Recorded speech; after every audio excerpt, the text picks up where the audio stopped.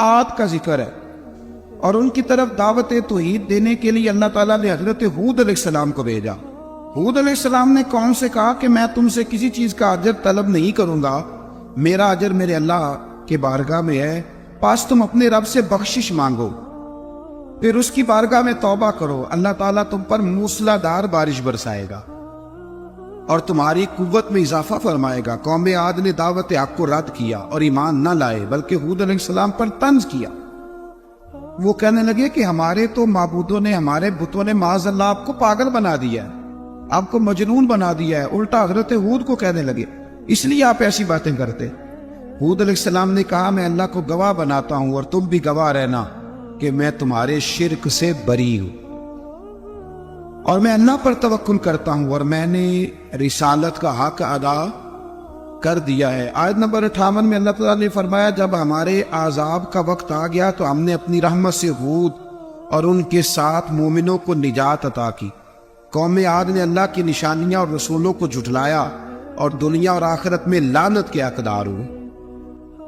आयत नंबर 61 में फिर से हजरत सालेह अलैहिस्सलाम और उनकी कौम समूद के हालात को बयान किया गया। हजरत सालेह ने कहा है, मेरी कौम अल्लाह वहदहू ला शरीक की इबादत करो, उससे बख्शिश तलब करो, उसकी बारगाह में तौबा करो, उसने तुम्हें जमीन से पैदा किया है, उस पर आबाद किया। जवाब दिया सालेह, हमारे आबाओ अजदाद के माबूदों की इबादत को रोकने से पहले हमें आपसे बड़ी उम्मीदें थी और अब आप हमें रोकने लग गए बाप दादा के दीन से। लेकिन अब हमें आपकी दावत के बारे में शुकूक है। सालेह अलैहिस्सलाम ने अपनी कौम से कहा कि ये अल्लाह की ऊँटनी है और ये तुम्हारे लिए निशानी है, इसे चरने के लिए आजाद छोड़ दो और इसे तकलीफ ना देना। अल्लाह अकबर, वरना तुम्हें आजाद पहुंचेगा। उन्होंने ऊँटनी की कूंचे काट डाली। सालेह अलैहिस्सलाम ने कहा, तुम सिर्फ 3 दिन अपने घरों में मजे उठा लो, 3 दिन, फिर अल्लाह का यकीनी अजाब आएगा। फिर एक चिंगाड़ ने उनको आ दबोचा, वो अपने घरों में घुटनों के बल ऊंधे पड़े रह गए। सिर्फ सालेह अलैहिस्सलाम उनके साथ अहले ईमान इस आजाब से बचे। ये 3 कौमों का जिक्र हो गया, नूह अलैहिस्सलाम की कौम का भी, हूद अलैहिस्सलाम की कौम का भी और हजरत सालेह ने। आगे अल्लाह तबारक व तआला ने आयत नंबर 69 में इस बात का बयान फरमाया कि हजरत इब्राहीम अलैहिस्सलाम के पास फरिश्ते बशरी शक्ल में आए, इंसानी शक्ल। उन्होंने अजनबी मेहमानों के लिए बछड़े का भुना हुआ गोश्त तैयार कराया।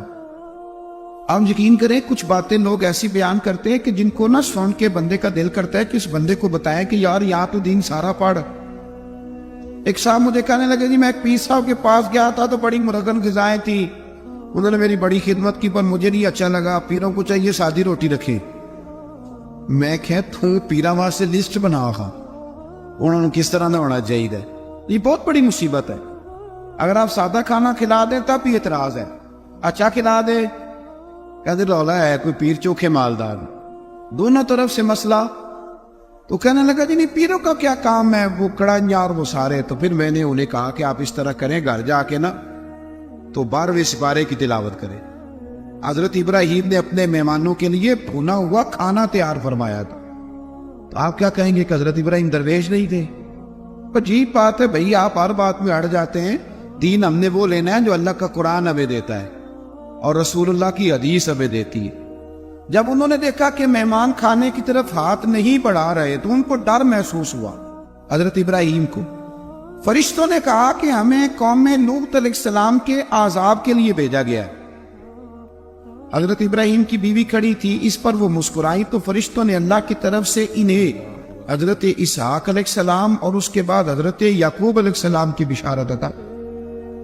इसहाक अलैहिस्सलाम हजरत इब्राहीम के बेटे हैं और याकूब अलैहिस्सलाम होते हैं, और याकूब अलैहिस्सलाम के बेटे यूसुफ अलैहिस्सलाम। हाँ, अल्लाह अगर चाहे तो 7 नस्लों में नबूवत रख देता है अगर उसकी मंशा। तो हजरत याकूब की बिशारत दी। उन्होंने हैरत से कहा कि हम दोनों मियाँ बीवी तो बूढ़े हैं, इस उम्र में औलाद कैसे होगी? तो फरिश्तों ने जवाब दिया, ए इब्राहीम के घर वालों, तुम पर अल्लाह की रहमतें और बरकतें हों। अल्लाह की कुदरत पर तुम्हें क्यों ताज्जुब है? अल्लाह फरमाता है कि बेटे की बिशारत सुनकर इब्राहीम का खौफ दूर हो गया और फिर वो कौम लूत के बारे में गुफ्तगू करने लगे। ابراہیم بہت بردبار، اللہ سے آہوزاری کرنے والے اور اس کی طرف رجوع کرنے والے تھے۔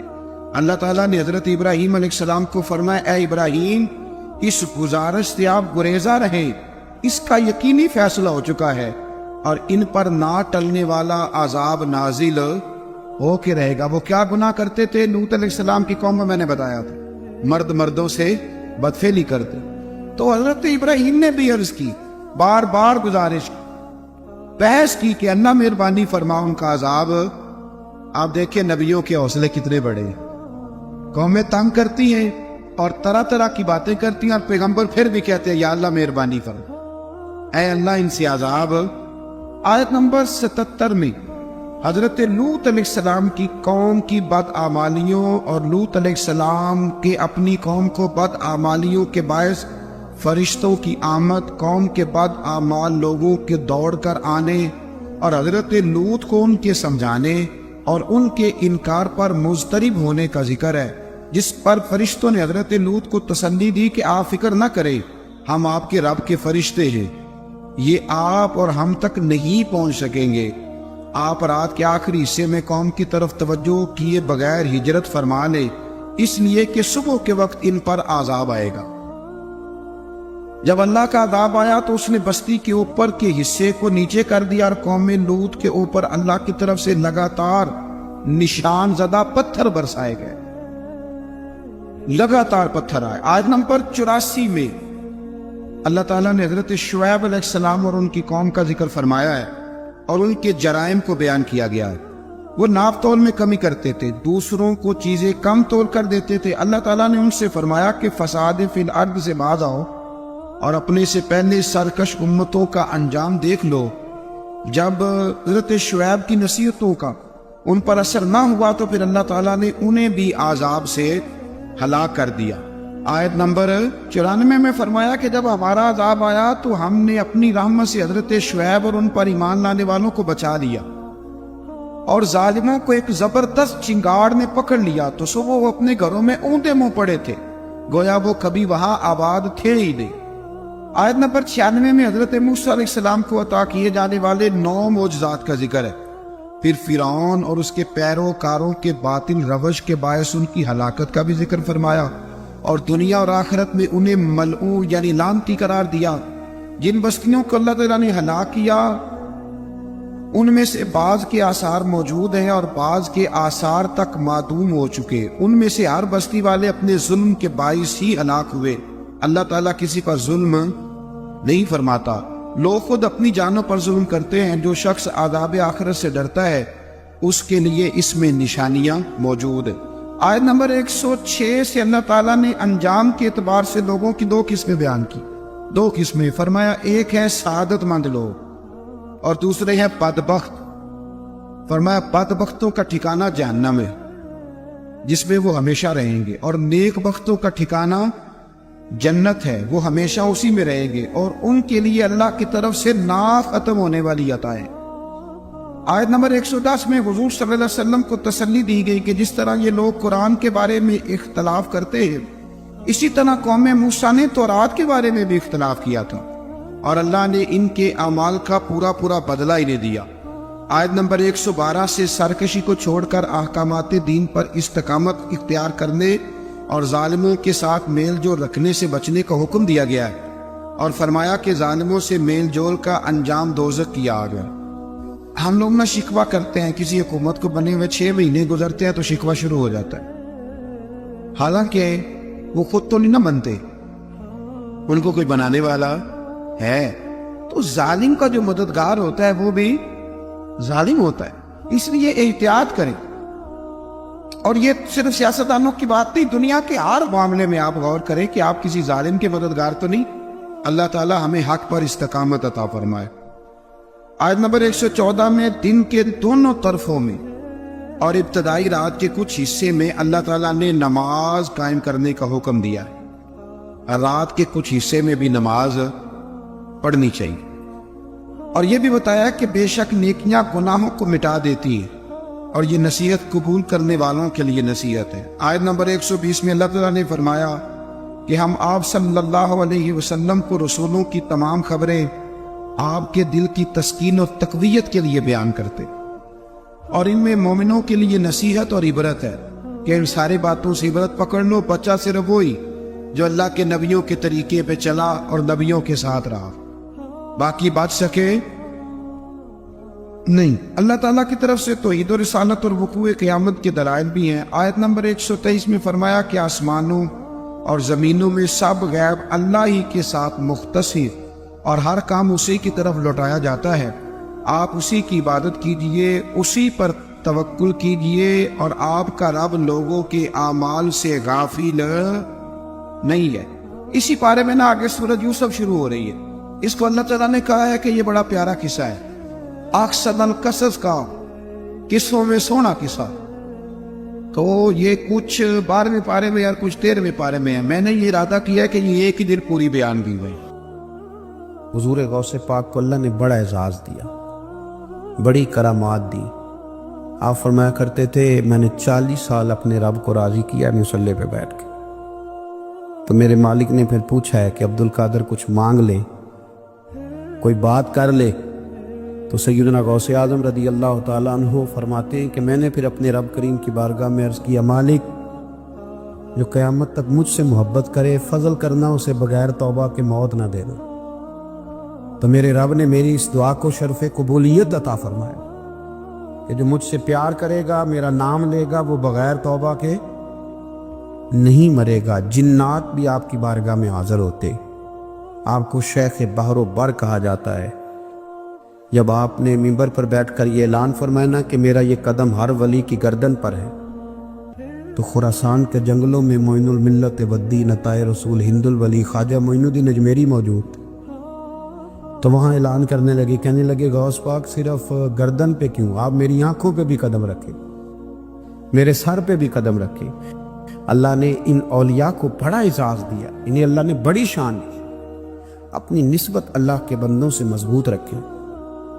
ضروری نہیں کہ آپ کسی جگہ مرید ہی ہوں گے تو آپ کی نسبت مضبوط ہوگی۔ آپ خواجہ معین الدین سے پیار کریں، آپ حضرت بہاؤالحق نقشبند بخاری سے پیار کریں، داتا علی اجویری سے پیار کریں، آپ غوث پاک جیلانی سے، آپ اللہ کے نیک بندوں سے محبت کریں، ان کا تذکرہ سنیں۔ اب تو پوری مہم چلی ہوئی ہے اللہ کے بندوں کے خلاف، لوگوں نے ایسا وار چلایا کہ بس جی کچھ بھی نہیں جی، آپ چھوڑیں، آپ ڈائریکٹ کتاب و سنت کو پڑھیں، کوئی بھی نہیں جی، کوئی ولی نہیں۔ تو پھر وہ جو اتنی آیتیں، وہ حدیثیں، وہ سارا کچھ، اس کا مطلب ہے امت میں ولی ہوتے ہی نہیں۔ تو الا ان اولیاء اللہ لا خوف علیہم ولا هم یحزنون کا کیا معنی ہے؟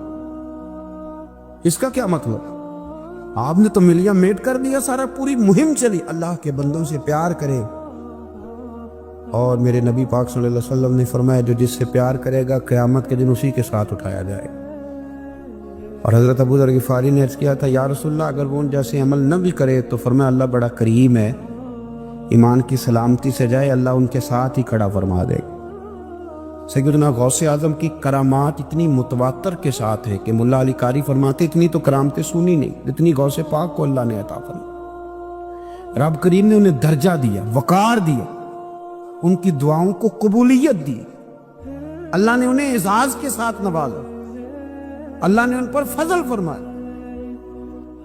ایک تاجر تھا تو ملک شام جاتا تھا اکثر تجارت کرنے کے لیے، مال کما کے لاتا، غریبوں کی بھی مدد کرتا، مدارس کی، مساجد کی، سب جگہ جہاں دین کی ضرورت ہوتی پہنچتا۔ ایک بغداد میں اور درویش بھی گزرے جن کا نام شیخ حماد ہے، وہ بھی بڑے درویش تھے۔ وہ تاجر شیخ حماد کے پاس گیا، کہنے لگا میرے لیے دعا کر دے، میں جا رہا ہوں سفر کے لیے۔ تو انہوں نے کہا میں صبح بتاؤں گا۔ استخارہ کیا، صبح کہنے لگے نہ جانا، تیرا مال بھی لوٹ جائے گا اور تو قتل بھی ہو جائے گا۔ وہ بڑا پریشان ہوا، حضور غوث پاک کے پاس گیا، کہنے لگا حضور وہاں بھی میں نے کیلا بھیج دیا ہے، سامان میرا پڑا ہے، جاؤں گا نہیں، پیمنٹ نہیں کروں گا، ملے گا نہیں تو خسارہ ہو جائے گا، مہربانی فرمائے۔ غوث پاک نے مراقبہ کیا اور میں تو جا اللہ خیر کرے گا، تو جا اللہ خیر کرے گا۔ مرید کا عمل کے یقین، پیر کا عمل کے یقین، چلے آپ فیصلہ کر لیں تو میں آگے بڑھتا ہوں۔ حضرت غوث اعظم رضی اللہ تعالیٰ عنہ نے مرید سے کہا تو جا اور اللہ خیر کرے گا. وہ گیا. کہتے میں نے پیمنٹ کی, مال لیا, واپس آیا. گھوڑوں کا سفر تھا. رستے میں رات کو ایک جگہ سویا, خواب دیکھتا ہوں. خواب میں ڈاکو آ گئے. انہوں نے پہلے مال لوٹا, پھر مجھے قتل کیا. اور جب میرے گردن پر انہوں نے خنجر چلائی, خواب دیکھ رہا ہوں, تو میری فٹافٹ آنکھ کھل گئی.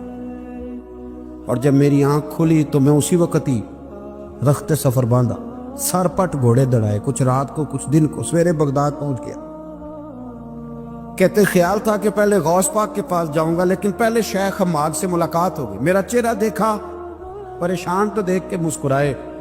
فرمانے لگے بھی تیرا پیر بڑا شاندار ہے, تیرا پیر بڑا شاندار ہے. وہ کام جو حقیقت میں ہونا تھا نا, حقیقت میں انہوں نے دعا کی ہے تو رب کریم نے اسے خواب بنا دیا ہے. ان کی دعا کی برکت سے اللہ نے اسے, اب میں بات مضبوط کرنا چاہتا ہوں تو میں ایک حدیث پاک بھی پڑھ دوں. لوگ کہیں گے جی مرنے والا بھی بڑھ جاتا ہے, عمر بھی بڑھ جاتی ہے. مشکات کی حدیث ہے, ترمذی میں بھی موجود ہے. نبی پاک صلی اللہ علیہ وسلم نے فرمایا ہے اگر تم چاہتے ہو رزق بھی بڑھ جائے, عمر بھی لمبی ہو جائے, تو اپنے رشتہ داروں سے اچھا سلوک کرو. اس کا مطلب ہے کہ عمر بڑھ جاتی ہے, موت کچھ وقت کے لیے ٹل بھی جاتی ہے. قرآن مجید نے خود اللہ والوں کی تعریف بیان کی. فرمایا وعباد الرحمن الذین یمشون علی الارض ہونا. فرمایا رحمان کے بندے وہ ہیں جو زمین پر آہستگی سے چلتے ہیں. نوجوانوں غور کرو, زمین پر آہستگی سے چلتے ہیں, عاجزی سے چلتے ہیں. وَإِذَا خَاطَبَهُمُ الْجَاهِلُونَ قَالُوا سَلَامًا. اور جب جاہل ان سے گفتگو کرتے ہیں تو بحث نہیں کرتے بلکہ سلام کر کے گزر جاتے ہیں. یہ سارے پیسوں والے بھائی اپنی اپنی جگہ پہ تشریف رکھے جی. پیسوں والی تو کافی جگہ رستے میں آئی تھی, ہم پیسے دینے تھوڑی آئے, ہم تو دعا لینے آئے ہیں. اور دعا دینے والے ہمارے ساتھ بیٹھے ہوئے ہیں, سب اطمینان سے بیٹھے. بڑی مہربانی آپ کی. بالکل جو بات ہو رہی ہے اس کو سنیں توجہ کے ساتھ, اس میں خلل پیدا ہوتا ہے. پھر آپ کو پتہ ہے نا, مطلب فرینڈ سیٹیں لوٹوں والے لے لیتے ہیں, تو پھر نعت خاں بیچارے کی بھی مجبوری ہوتی ہے اس کا نام یاد کرنا, 2-4 شعر اس کے نام کرنا. تو یہ کام نہ کریں, آپ مہربانی کریں, بات سنیں. سانو تخت ہزارے دی لوڑ کی, مالے کی لگے شہر برول دے نال, اسی تے اپنی بال کے سیننے, سانو کی لگے کسی اور دے نال. اب مہربانی کریں, آپ بات سنیں. بات اللہ والوں کی ہو رہی ہے, آپ بیچ میں نوٹ لے آئے, یہ کدھر یاد. سنیں اور غور کریں. وَعِبَادُ الرَّحْمَنِ الَّذِينَ يَمْشُونَ عَلَى الْأَرْضِ هَوْنًا. رحمان کے بندے زمین پر آہستگی سے. یہ آہستگی کیسے پیدا ہوتی ہے؟ جب بندہ وزادار نہیں ہو جاتا, اس سے سارا چھچورا پن نکل جاتا ہے. جب علم سے, معرفت سے اور راہ سلوک کی منازل کو طے کرنے سے اس کے دل میں قرار پیدا ہوتا ہے نا. اللہ کرے آپ موبائل کم دیکھیں, میری بات زیادہ سنیں, آمین تو کہیے گا. جب اس کی طبیعت میں قرار پیدا ہوتا ہے نا, یقین کامل کی دولت پیدا ہوتی ہے, اللہ کی ذات پر بھروسہ مضبوط ہوتا ہے, اس کا فہم مضبوط ہوتا ہے, وہ بے چینی سے, بے قراری سے, معاذ اللہ ہاتھ پھیلانے سے, وہ کسی کی طرف لالچ سے دیکھنے سے, ہرس سے, ہوس سے, طمع سے پاک ہو جاتا ہے نا. پھر وہ وزادار ہو جاتا ہے, قناعت پسند ہو جاتا ہے. پھر اس کے لب و لہجے میں آپ کو کہیں بے چینی نظر نہیں آتی. تڑپتا, سسکتا, شہرت کا بھوکا, مال کا بھوکا, کہیں نہیں وہ نظر آتا. جب وہ وزادار ہو جاتا ہے تو پھر ذرا آہستہ آہستہ چلنا شروع کر دیتا ہے. پھر اس کی طبیعت میں ٹھہراؤ پیدا ہوتا ہے. ٹھہراؤ, کوئی شوق نہیں ہوتا, وہ کوئی چل نہیں ہوتا. کہیں اس کی طبیعت کے اندر آپ کو کوئی ایسی چیز نہیں نظر آتی جس سے محسوس ہو کہ یہ کہیں الجھ سا گیا. بھائیو اللہ کے بندے آہستگی سے چلتے ہیں، بردبار ہوتے ہیں، وزادار ہو، ان کی طبیعت میں ٹھہراؤ۔ یہ جو آج بے چینی ہے، بے قراری ہے، نوجوانوں کی ٹوٹتی بکھرتی سوچیں ہیں، وسوسوں کے غلبے ہیں، پتہ نہیں کیا ٹھیک ہے، پتہ نہیں کیا غلط ہے، پتہ نہیں کون درست کہہ رہا ہے، پتہ نہیں کس کی بات ٹھیک ہے۔ اللہ کا بندہ جب ان ساری باتوں سے نکل کے یقین کی دولت پہ چلا جاتا ہے،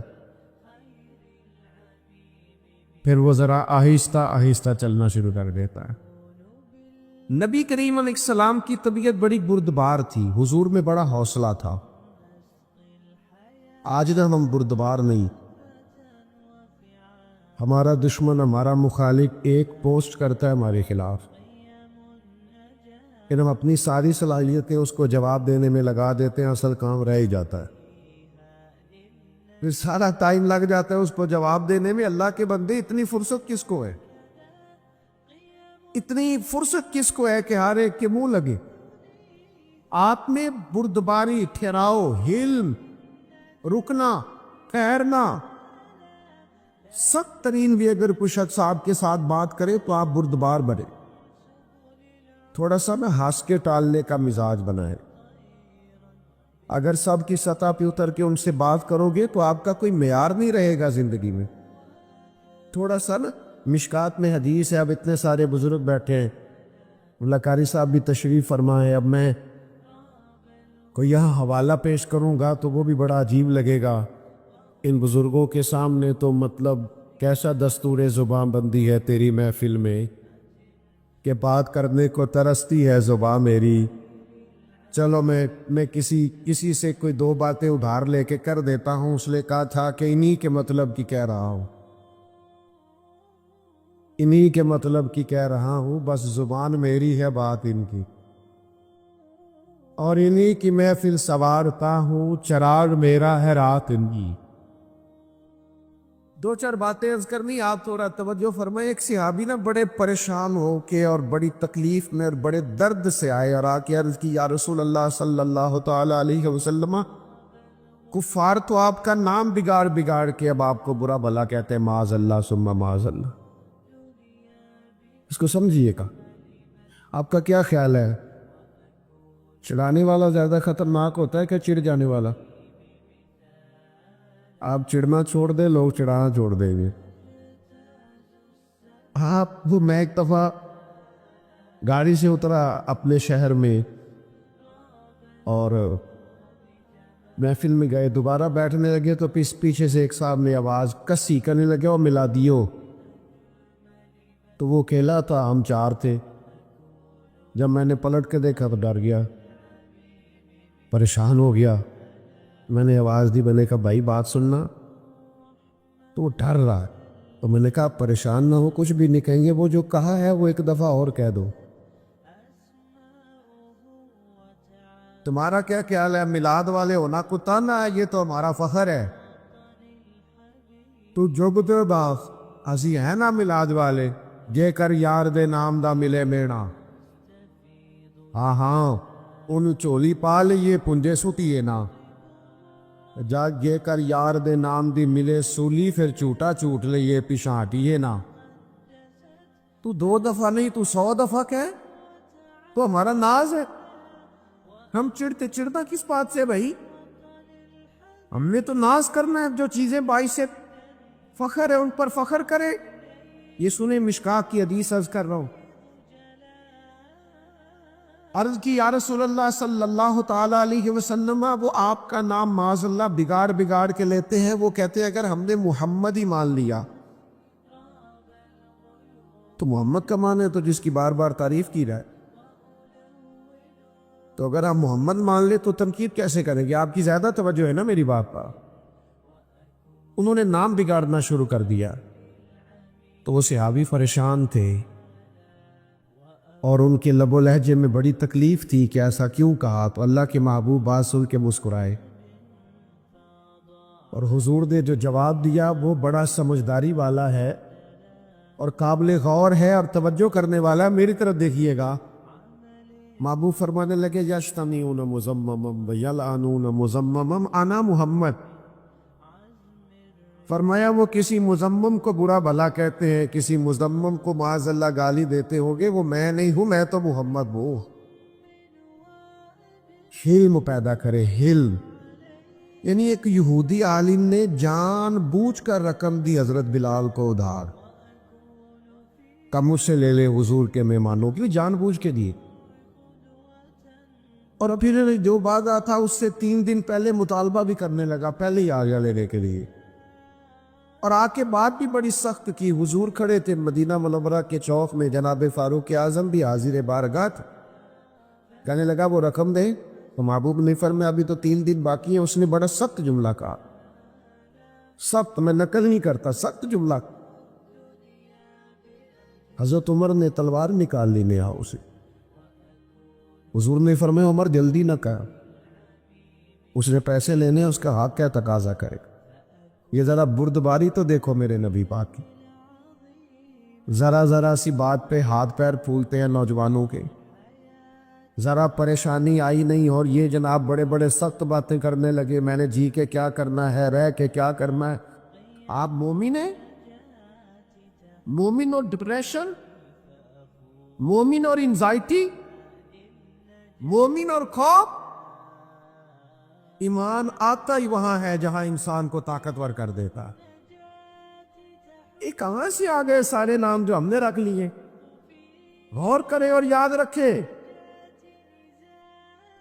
اس نے بڑی سخت بات کی تو محبوب فرمانے لگے عمر اس نے پیسے لینے، اس کا حق ہے، تو مجھے کیا جلدی دے دے، اسے کیا ذرا نرمی کرے. جا فلاں جگہ کھجوریں رکھی ہیں، تول کے اس کا سارا قرض ادا کر دے، اور یہ جو تو نے ڈانٹا اور گھورا ہے نا، تھوڑی کھجوریں زیادہ بھی دے دینا.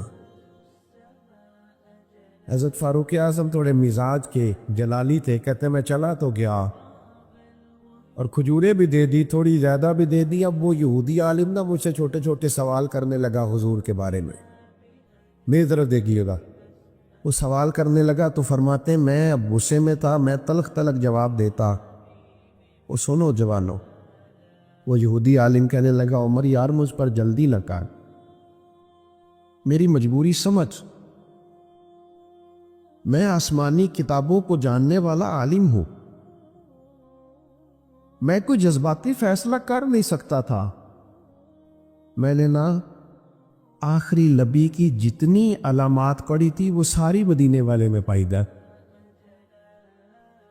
ایک علامت حضور کی یہ پڑھی تھی کہ جیسے جیسے کوئی جہالت کرتا جائے گا نا، حضور کا حلم بڑھتا جائے گا، نبی پاک کی بردباری بڑھتی جائے. میں نے ساری علامتیں حضور میں دیکھ لی اور میری مجبوری سمجھ. میں اپنے آپ کو تسلی دینا چاہتا تھا، میں نے جان بوجھ کے ادھار دیا تھا، جان بوجھ کے پہلے تقاضا کیا تھا. عمر یار میرے ساتھ مہربانی کرنا، میں نے دیکھ لیا ہے جتنا حلم میں نے مدینے والے میں دیکھا ہے، جتنا ظرف میں نے حضور میں دیکھا ہے، جتنا حوصلہ کریم محبوب میں دیکھا ہے، اتنا میں نے کہیں نہیں دیکھا. اب اس طرح کر میرا سفارشی بن، مجھے ساتھ لے جا، میں نے حضور کا کلمہ پڑھنا. او بھائی کہاں اتنی بے چینی آ گئی، بے قراری آ گئی، اتنے پریشان آپ. میرا تو کہ دینی ماحول سے تعلق ہے اور زندگی میں بڑے بڑے مجمع مجھے دیکھنے کی اللہ نے توفیق دی، تو بعض لوگوں کو نا عادت ہو جاتی ہے میری طرح کے لوگوں کو اسٹیج پر بیٹھنے کی. آپ یقین کریں اپنی طرح کے بزرگوں کی بات نہیں کرتا، ان کو کبھی نیچے بیٹھنا پڑ گیا تو پریشان ہو جاتے. وہ خدا کے بندو، صدر ہی ہوتا ہے، والے صدر میں ہو تب بھی صدر ہے، اپنے گھر میں ہو تب بھی صدر ہے. بردبار بنے، حوصلہ کر. آپ یقین کریں کبھی صوفیاء کا اسٹیج اس پر تنقید نہ ہوتی اگر ہم نے خوشامد کا دروازہ نہ کھولا ہوتا. نقیب محفل کا تو یہ کہنا ہوتا تھا کہ فلاں صاحب آئیں گے، اب وہ یہ کریں گے، نعت پڑھیں گے یا تلاوت کریں گے یا بیان کریں گے، لیکن وہ قصیدہ خوانی، وہ القابات کی بھرمار، وہ تو حوصلہ تو کر، تھوڑا برد پار تو بال. خوشبو بتایا نہیں کرتی، खुशबू तो आया करती है। अगर कोई चीज होगी तो पता चल जाएगा। ये छलक छलक के बताना और खुल खुल के बात करना और इजहार करना और कोई तारीफ ना करे तो अपनी करने लग जाना। शुक्र है जी अल्लाह का, फलाना काम भी मैंने किया, तू ना तारीफ कर, ये किसी को करने दे, ये ठीक नहीं रहे। थोड़े बुर्दबार बने, थोड़ा हौसला। अल्लाह वालों में ना हौसला बड़पलक, भला कितना हौसला होता है अल्लाह वालों में।